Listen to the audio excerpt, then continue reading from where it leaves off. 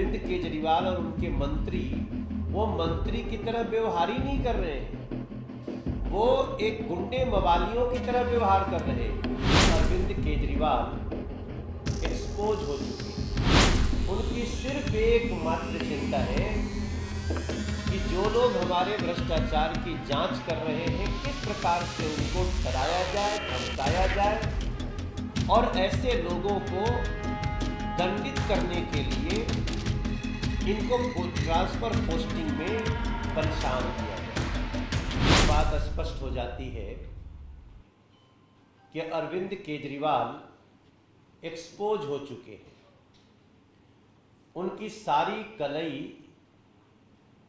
आम जनता के सामने खुल चुकी है और वो ये है कि उनको इस बात की चिंता नहीं है कि दिल्ली की गलियों में, घरों में साफ पानी कैसे जाए।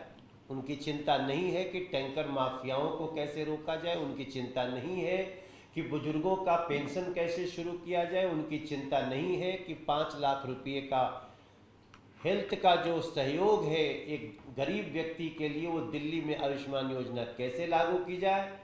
उनकी सिर्फ एक मात्र चिंता है कि जो लोग हमारे भ्रष्टाचार की जांच कर रहे हैं किस प्रकार से उनको डराया जाए, धमकाया जाए और ऐसे लोगों को दंडित करने के लिए इनको ट्रांसफर पोस्टिंग में परेशान किया जाए।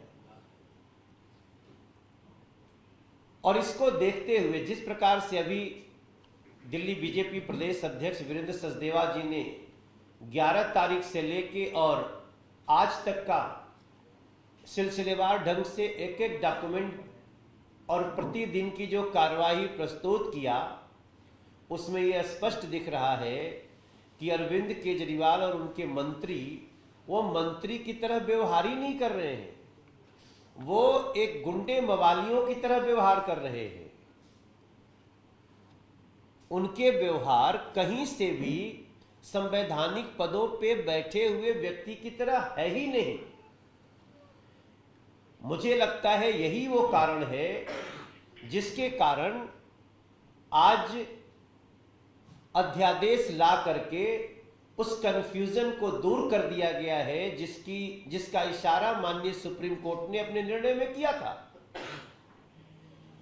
आप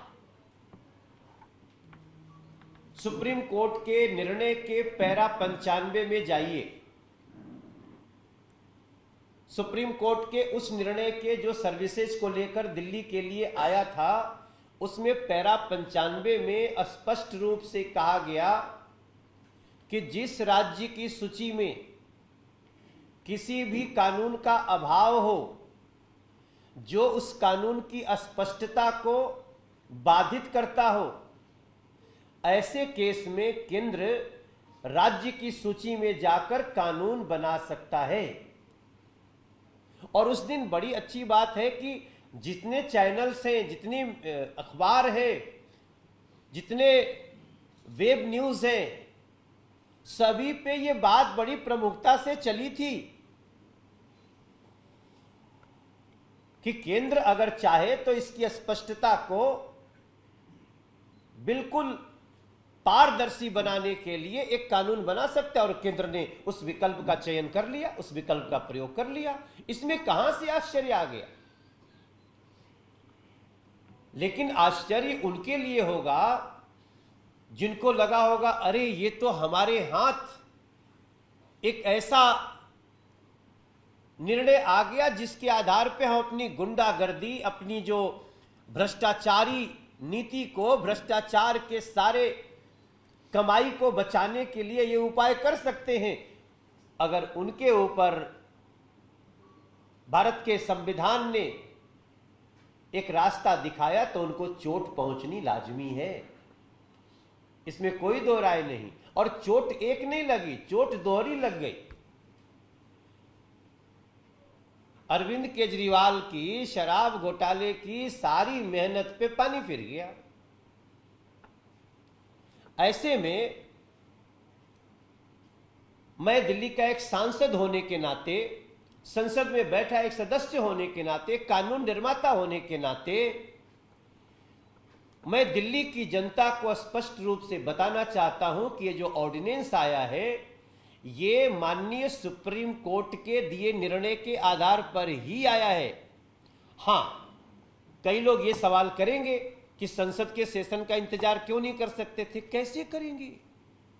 हर दिन जिस प्रकार से ये लोग अधिकारियों का दमन कर रहे हैं, जिस प्रकार से जो इनके भ्रष्टाचार का जांच कर रहा है उसी को संट करने में लगे हैं।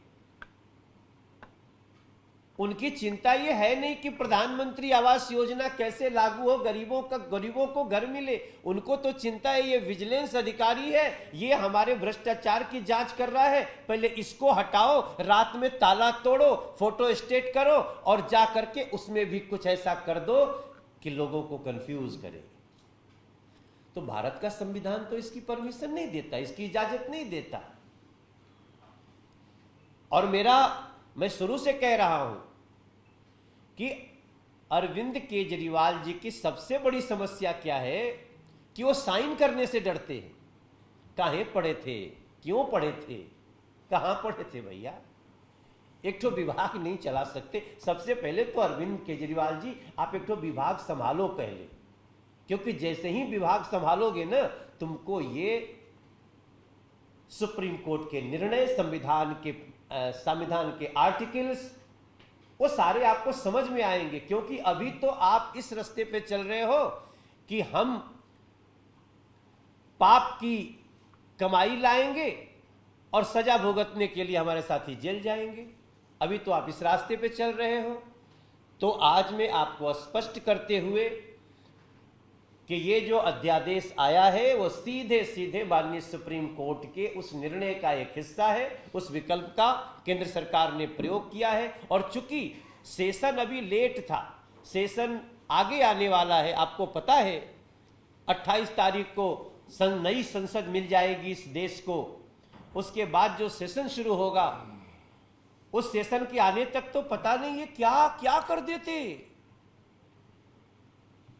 ऐसे में दिल्ली को प्रतिदिन प्रति सेकंड चलाना बहुत आवश्यक है। इसलिए इस अध्यादेश का बीजेपी स्वागत करती है।